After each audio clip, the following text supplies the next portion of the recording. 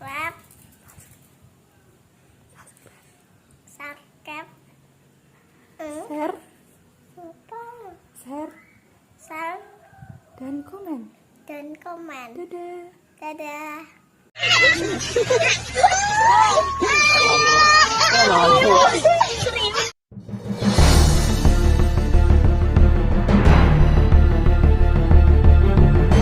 Masuki acara yang utama, yaitu ceramah agama yang akan disampaikan oleh Kiai Haji Helmi Hidayat. Kepada Kiai Haji Helmi Hidayat, kami persilahkan. Bismillahirrahmanirrahim. Assalamualaikum warahmatullahi wabarakatuh. Apakah suara saya terdengar? Terdengar jelas, terdengar. Yes, bagus. Ya, baik.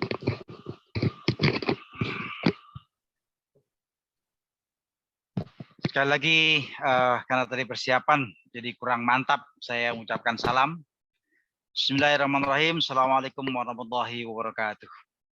Waalaikumsalam warahmatullahi wabarakatuh. Yang saya hormati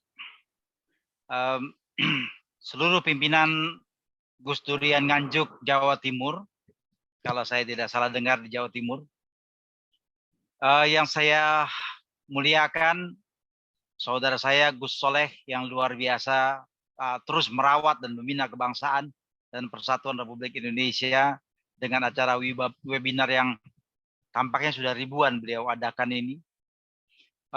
Para hadirin hadirat dimanapun Anda berada, tadi sempat saya simak bahwa peserta webinar ini datang dari bukan hanya dari Indonesia, tapi juga dari luar negeri, dari Malaysia, dari Filipina, dari Mesir, dan dari manapun.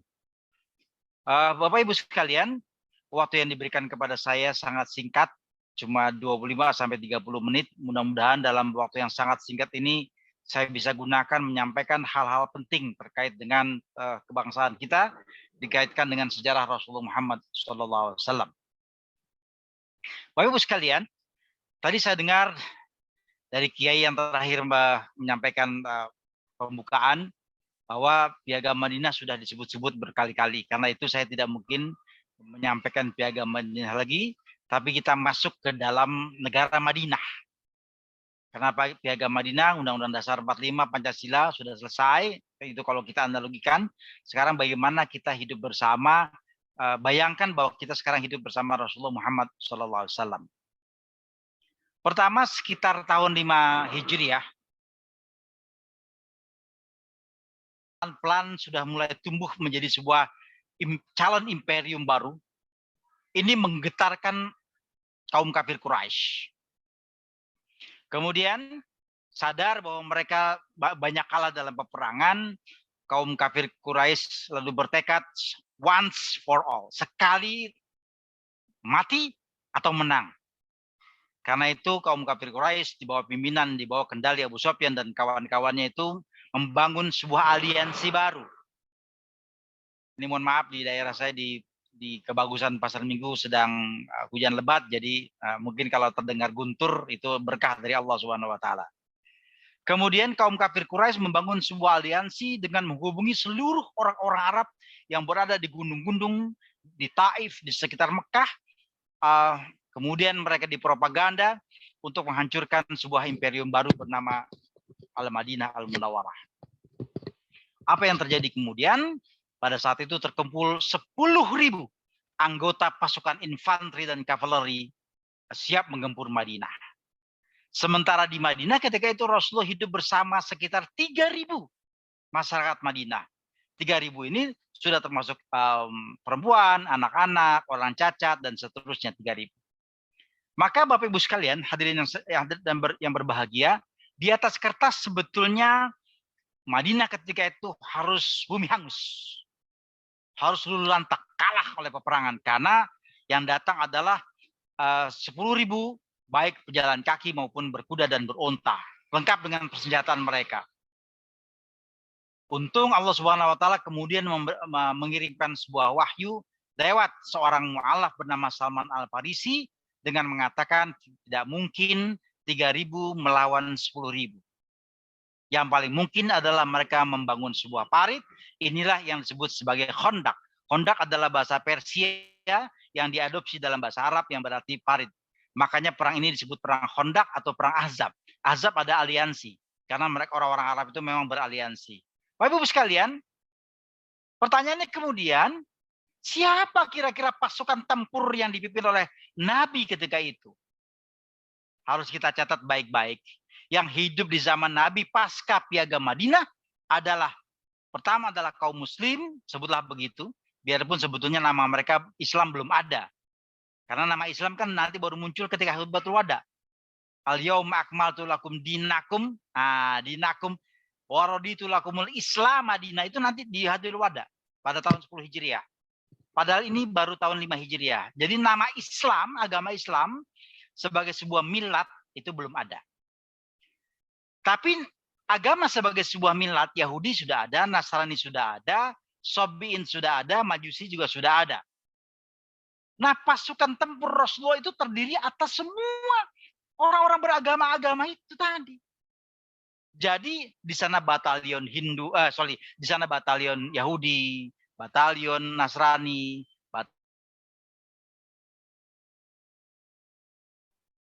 panglima tertingginya tentu Rasulullah. Tapi batalion-batalionnya itu terdiri atas pasukan-pasukan beragama-agama. Jadi sebetulnya Bapak Ibu sekalian, pertempuran di dalam perang Ahzab ini atau perang Khandaq ini adalah pertempuran antara orang beriman melawan orang kafir. Jadi terma kafir, terma beriman terlihat jelas di dalam perang Ahzab ini.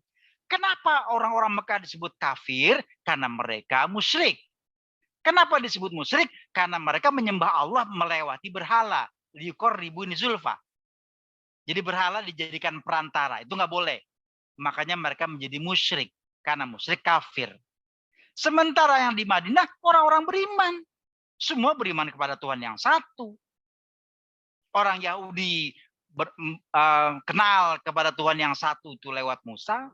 Orang Nasrani kenal Tuhan yang satu itu lewat Isa atau Yesus Kristus. Kemudian orang Majusi itu kenal Tuhan yang satu dari seorang nabi bernama Nabi Zarathustra alaihissalam. Orang-orang Sabiin mengenal Tuhan yang satu dari Mushab Yusuf alaihissalam. Nah, sementara Muhajirin dan Ansor yang masuk dalam millat Rasulullah itu mengenal Tuhan yang satu lewat Muhammad SAW. Jadi Bapak Ibu sekalian, petanya bisa terlihat ya. Sekarang mirip dengan Tentara Nasional Republik Indonesia. Panglimanya beragama Islam, tapi pasukannya sangat mungkin ada yang beragama Hindu, beragama Katolik, beragama Kristen, macam-macam beragama, silakan saja. Tapi toh Pancasila menyatakan sila pertama ketuhanan yang Maha Esa.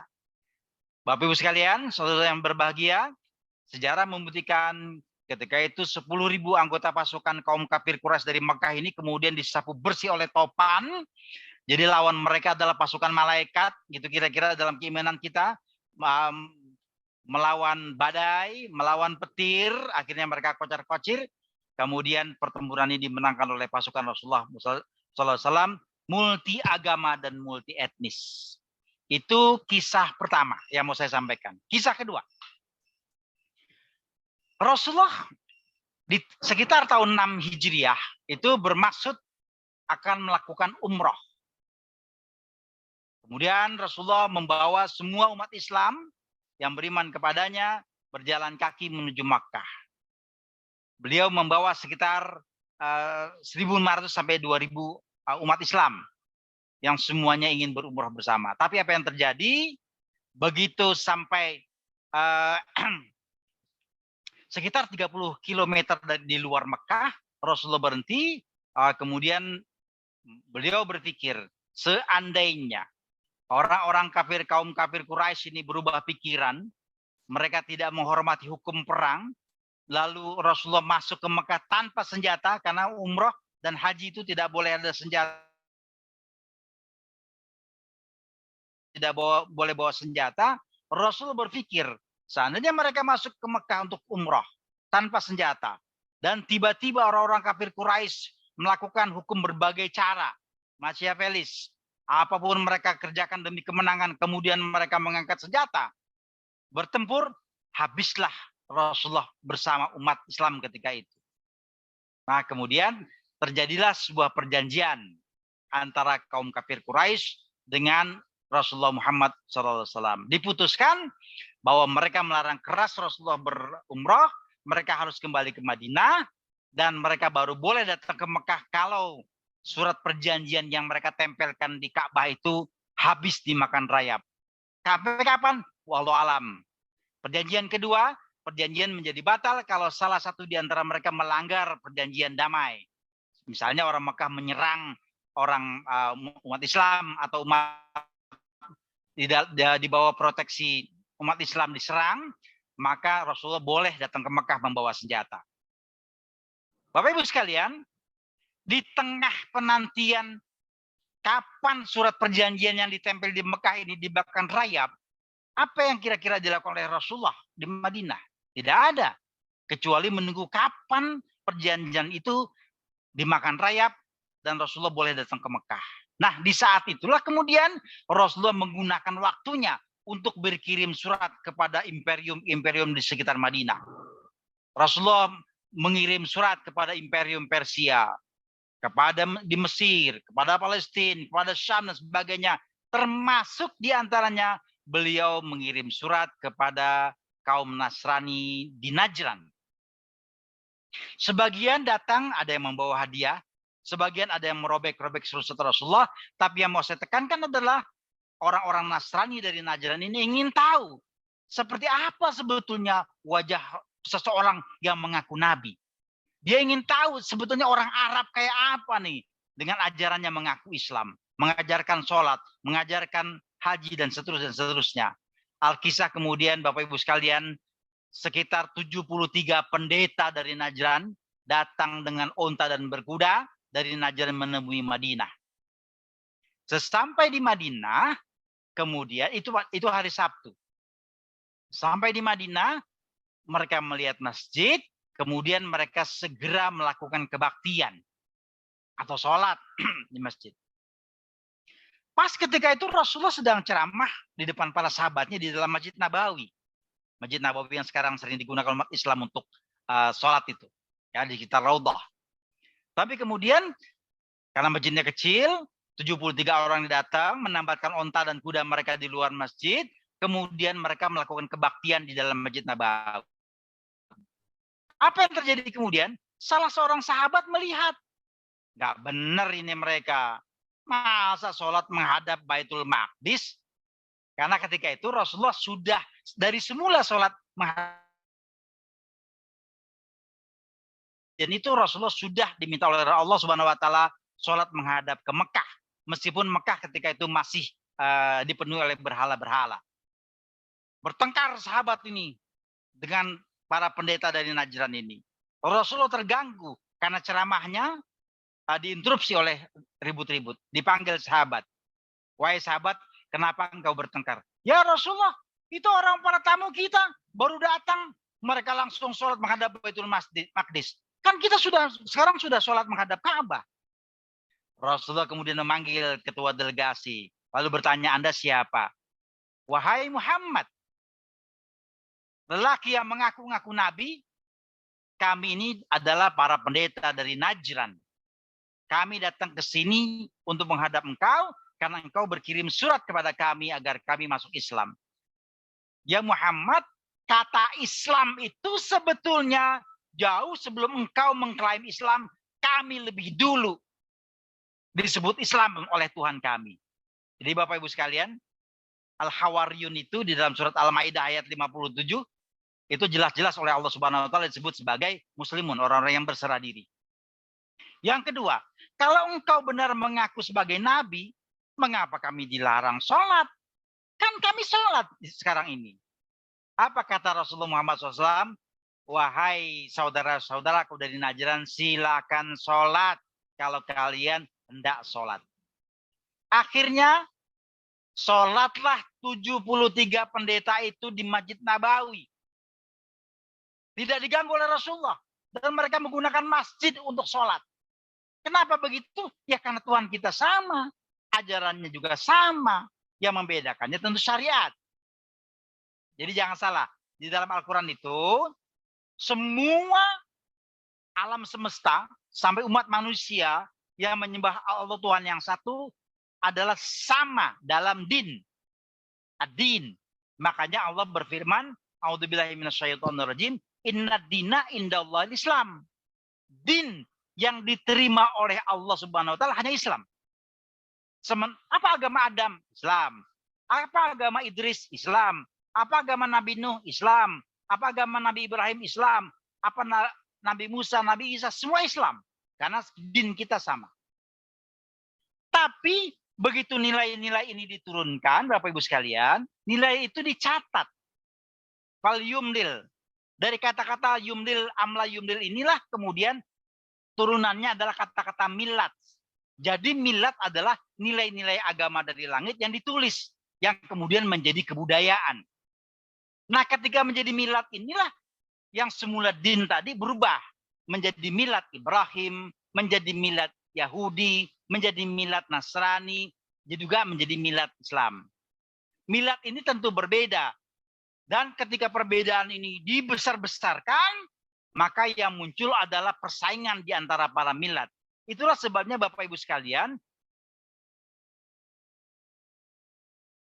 permusuhan antara Yahudi, Nasrani, dan Islam itu digunakan kata milat. A'udzubillahi minasyaitonirrajim. Walan tardo ankal yahudu walan nasoro hatta tatabia millatahum. Bukan dinahum, bukan. Nah, kalau milat kita udah pasti berbeda-beda. Partai saja berbeda-beda biarpun kita satu bangsa Indonesia. Apalagi milat. Nah, milat ini yang kadang-kadang dieksploitasi, dikembangkan untuk dicampur adukan dan diadu-adu. Ya, kalau misalnya perbedaan diadu-adu ya kita berantem itu namanya. Tapi tugas kita mencari persamaan. Apa itu? Dalam din. Nah, kembali kepada kisah Rasulullah. Setelah mereka sholat, Rasulullah menunjukkan kegusaran kepada mereka. Orang-orang Najran ini heran kenapa Rasulullah gusar. Katanya Nabi kok gusar, kok galau. Lalu Nabi berpesan kepada sahabat. Katakan kepada mereka, aku gusar bukan karena mereka sholat dengan cara mereka, tapi karena mereka menggunakan cincin emas di setiap jari mereka dan menggunakan sutra menghadapku. Aku tidak suka.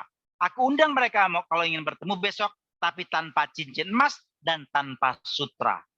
Maka benar, besok hari Minggu, mereka menghadap Rasulullah di Masjid Nabawi, sudah tidak lagi menggunakan cincin emas di jari-jari mereka karena mereka laki-laki, dan tidak lagi menggunakan sutra. Mereka berpakaian gamis biasa. Sudah, lalu mereka berdiskusi. Nah, ketika berdiskusi itulah, Bapak Ibu sekalian, diskusinya menyentuh hal yang paling sensitif. Rasulullah bertanya kepada delegasi Najran, apa pendapat kalian tentang Isa Al-Masih? Kalau kalian mengatakan Isa adalah anak Tuhan, kita berbeda pendapat. Nah, karena pendeta dari Najran ini terus ngeyel dan lain sebagainya, mereka berbeda pendapat. Rasulullah bilang begini, kita tidak mungkin melanjutkan diskusi, karena itu mari kita selesaikan dengan cara mubahalah, yaitu bersumpah. Kalian panggil semua sanak keluarga, saya panggil sanak keluarga, kita bersumpah Tuhan kita sama, Allah Subhanahu wa taala, Allah yang satu, tentukan mana di antara kita yang paling benar. Mereka berkumpul di satu tempat di depan Masjid Nabawi, siap-siap dilakukan sumpah mubahalah tadi. Awan hitam sudah menggantung di atas Madinah, tapi kemudian delegasi Najran ini kemudian ketar-ketir, lalu mereka berkata di antara mereka, seandainya Muhammad ini benar-benar nabi, sangat mungkin kita celaka. Bagaimana kalau kita batalkan saja mubahalah? Maka Bapak Ibu sekalian, saudara-saudara saya baik yang muslim maupun yang tidak, yang non muslim yang hadir di forum ini, mubahalah tidak pernah terjadi di zaman Rasulullah, tapi segera disampaikan. Saya tidak ingin menekankan soal mubahalah. Yang saya tekankan adalah etika, akhlak Rasulullah ketika bertemu dengan delegasi Najran, bandingkan dengan cara sahabat menerima mereka. Sahabat langsung mengatakan, siapa kalian? Sholat menghadap Baitul Maqdis. Kalian dari Najran, apa yang mau kalian lakukan? Sholat, silakan sholat. Menghadap mana? Terserah. Karena mau Baitul Maqdis, mau Ka'bah, sama-sama kita menyembah Allah. Pertanyaan saya adalah, apakah Rasulullah ketika itu mengkafirkan delegasi Najran? Tidak. Tidak gampang Rasulullah mengkafirkan. Karena kafir dan tidak kafir yang tahu hanya Allah Subhanahu wa Ta'ala. Kita tidak berhak menebak isi hati orang. Oh, dia kafir. Oh, gara-gara dia Kristen dia kafir. Gara-gara Katolik kafir. Gara-gara Buddha kafir. Loh, 1000 kali komunitas agama cinta ini dan Gus Durian mengatakan orang itu kafir. Kalau Allah tidak katakan dia kafir, dia masuk surga. Nanti di akhir kita bengong. Perasaan waktu di dunia dia kita anggap kafir deh. Kenapa masuk surga bersama kita ya? Allah bilang terserah gua dong. Surga-surga gua, neraka-neraka gua. Kok lu orang repot? Makanya kita tidak boleh menjadi hakim di muka bumi ini. Apakah Ahok itu misalnya kafir? Siapa kita tahu? Ahok ngomongnya surga melulu. Ya kan nanti kalau kita surga, kita makan, minum. Sama dengan kita juga. Kita juga ngomongin makan minum juga kalau di surga. Ya, dan seterusnya dan seterusnya. Apakah Ahok kafir? Apakah orang-orang Buddha kafir? Apakah orang-orang Hindu kafir? Ini perdebatan panjang, tidak mungkin saya jelaskan dalam waktu 25-30 menit. Tapi pesan yang mau saya sampaikan dalam waktu yang sangat singkat ini adalah, mari demi menjaga persatuan dan kesatuan kita di Republik Indonesia ini, sebagaimana Rasulullah menjaga persatuan dan kesatuan mereka, menjaga Madinah, mereka tidak pernah saling kafir mengkafirkan. Yang Yahudi tinggal di gilda-gilda mereka. Yang Nasrani tinggal di kelompok mereka. Yang Muslim bersama Rasulullah. Nggak ada yang kafir-kafirkan. Semuanya tergantung kepada Allah Subhanahu wa Ta'ala. Bahkan begitu Rasulullah wafat, kemudian Rasulullah digantikan Abu Bakar, digantikan Umar. Di zaman Umar, banyak sahabat yang memilih istri itu dari ahlul kitab. Yang masih beragama Nasrani. Maupun agama Yahudi. Akhirnya Umar berkata, saya tidak melarang kalian menikah dengan ahlul kitab. Ini muslimah nggak laku, nanti lah jodoh dari kaum muslimah. Jadi Umar itu memerintahkan menikahi muslimah umat Islam bukan karena melarang ahlul kitab, tapi dikhawatirkan mereka hanya mencari yang cantik-cantik dari ahlul kitab saja, karena Yahudi itu kan memang cantik-cantik dan ganteng-ganteng gitu kan, atau mereka mau mencari sebuah dinamika dalam rumah tangga, entah apapun motifnya. Tapi fakta sosiologis mengatakan di zaman Umar banyak sahabat juga yang menikah dengan non-muslim. Kalaulah yang dinikahi itu non-muslim itu ahlul kitab itulah kafir, ya berarti para sahabat menikah dengan orang-orang kafir. Jadi kita harus bedakan mana kafir, mana ahlul kitab. Caranya bagaimana? Ya kita sering-sering berdialog. Ya, begitu kemudian saudara-saudara kita di luar kemudian memenuhi syarat dari isyarat yang Allah berikan dalam Al-Quran, batas-batas kafir, disitulah kemudian kita membuat pagar diri kita sendiri. Tanpa mengkafirkan dia, tapi kita menjadikan diri kita pagar. Oh, kayaknya itu. Gitu kira-kira. Bapak Ibu sekalian, kita jalankan dengan baik, dengan penghayatan yang luar biasa, demi menjaga harmonis dan sebagainya, Indonesia aman. Insya Allah Indonesia terjaga. Yang negara kita sampai Merauke itu sepanjang antara London di Inggris sampai Teheran di Iran. Itu berat menjaganya. Itu berat menjaganya karena apa? Karena negara kita ini bukan negara kaya. Semua orang ingin berlomba-lomba memisahkan diri dan menduga dengan memisahkan diri mereka lalu tiba-tiba menjadi kaya. Yang kaya elit politiknya, rakyatnya sih miskin-miskin juga. Sebenarnya kan sebenarnya gitu, ya. Dan karena itu tugas kita semua, para anggota agama cinta, Gus Durian, Nurholis Majid Society, dan para pencinta kebangsaan, mari terus kita rawat Indonesia dengan berkaca kepada sejarah Rasulullah Muhammad SAW. Demikian Gus Soleh yang saya hormati, yang saya muliakan, apa yang bisa saya sampaikan ini mudah-mudahan bisa diterima, masuk dalam hati kita yang terdalam, dan kita bertekad terus menjaga Indonesia Raya. Hadanallahu wa iyyakum ajmain. Assalamualaikum warahmatullahi wabarakatuh. Waalaikumsalam.